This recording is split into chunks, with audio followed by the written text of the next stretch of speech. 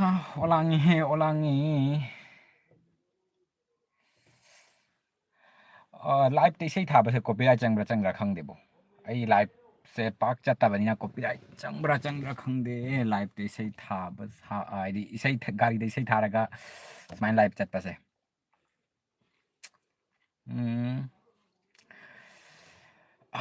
mayam kana kaino online haigadro online leibro changbiro waring hak sana se online bana loira bai di manung siga ai phi du bu kadai thangmarage tharam barakai phi du kadai nam han oho makha da ta lai re thar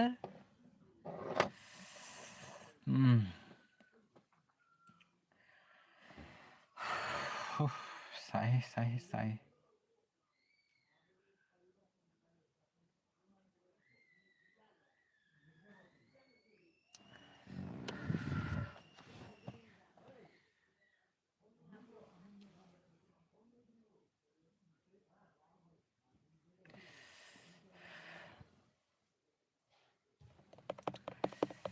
kam sang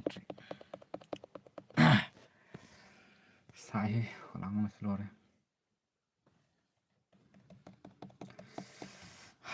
mayam kadai de jeng biro ino habiro comment adum waring hak sana si ithan ta lei ba jamna boring chu re ba ngasai de gi di hak tumna lei rubanina tum khraga di ko matam se chakhiba khangau de ba chumai tum dana lei ba se phamna lei ba se sine ba matam se jamna aidi ngai ba wari se do hajik pudi ngahak lei raga dum aidi koi ba budi tho uni ne ngahak tang ado thok tingi matang se ga dum phamna lei de sor pa live lai mi di wari watai sana na ba mi lei as dum sana ga ina do aina di aidi pak live se chang da ba ni ne live aigi aina youtube parak padagi live se asiga ani shu boy ramani ko aina live changi se ado aduna ai adi live sigi maram da dukjam adi thoina su khang de ko adi kai de kari oiriba adi option ka lai se aduna khang de aduna live jang ba mi su active lai taba male 24 hours car challenge to bani ko 24 hours in car challenge to bani do success oigadra oiroidra di khangde hajik phaugi di keno adi hajik se pung kya no ai nga hajik hamro as maning da loin tharame hajik se pung mari mukti joro mani ko do mari muk jo ba se mam sum sale dum jengwa nga sai ngai di nungsa do saramdra ne do hajik ti pung se mari do ta sala bani na hajik ti winter season la na tuna pung mari do daga imam sala ba kaino ne bonjour ado कई ngang ino khang bonjour bonjour का मतलब क्या है मुझे समझ में नहीं आ रहा please can you please explain sorry can you please translate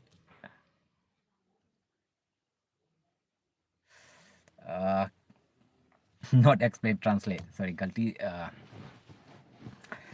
गलती से बोल दिया गर्मी से सुबह से मैं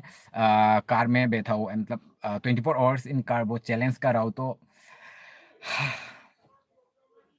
दिमाग में वो चढ़ गया है गर्मी चढ़ गया है तो क्या क्या बोल रहा हूँ कुछ समझ में नहीं आ रहा है मुझे खुद कुछ समझ में नहीं आ रहा है सो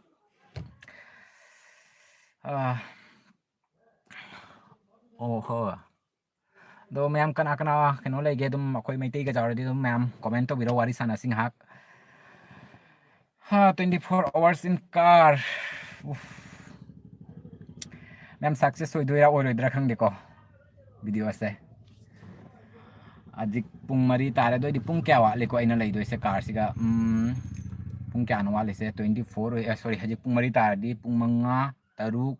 तरे निपान मापन तारा त्रमाथोय ट्राइनथोय 1 2 3 4 5 6 7 8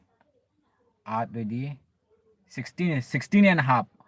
16 and a half वाले अब दिन से लई दोरी से हुमांग सौरी बा बिरा से जवे अब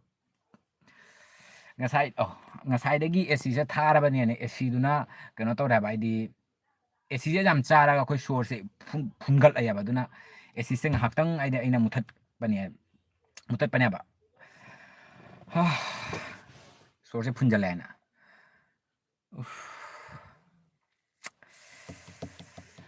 ꯍꯥ ꯑꯩ ꯀꯣꯏꯕ ꯊꯣꯛꯀꯦ ꯇꯧꯕꯅꯤ ꯃꯌꯥꯝ ꯀꯣꯏꯕꯁꯨ ꯑꯃꯁꯨ ꯂꯣꯏꯗ꯭ꯔꯤ ꯊꯣꯔꯛꯇ꯭ꯔꯤ ꯏꯌꯥꯝꯕꯁꯤꯁꯨ ꯉꯥꯏꯍꯥꯛꯇꯪ ꯂꯩꯔꯒ ꯀꯣꯏꯔꯒ ꯃꯥꯏꯟꯁꯤꯁꯨ ꯈꯔ ꯐ꯭ꯔꯦꯁ ꯑꯣꯏꯔꯅꯦꯕ ꯁꯨꯃꯥꯏꯅ ꯑꯗꯨꯝ ꯃꯅꯨꯡꯗ ꯂꯩꯔꯒ ꯆꯠꯇꯕꯤꯗ ꯂꯩꯕꯁꯦ ꯁꯤ ꯐꯖꯅ ꯋꯥꯏꯑꯦꯕ ꯑꯗꯣ ꯇꯧꯔꯤꯁꯤ ꯃꯤꯁꯤꯡꯁꯦ ꯑయ్ꯌꯥ ꯀꯗꯥꯏꯗꯅꯣ ꯕꯦꯛ ꯀꯦꯃꯦꯔꯥꯁꯤꯕꯨ ꯑꯩꯅꯅꯦ ꯂꯥꯏꯞꯁꯦ ꯆꯪꯗꯕꯁꯤꯅꯅꯦ ꯈꯪꯗ꯭ꯔꯦꯕꯣ ꯀꯥꯏ ꯂꯩꯔꯤꯕ ꯑꯗꯣ ꯈꯪꯗꯦ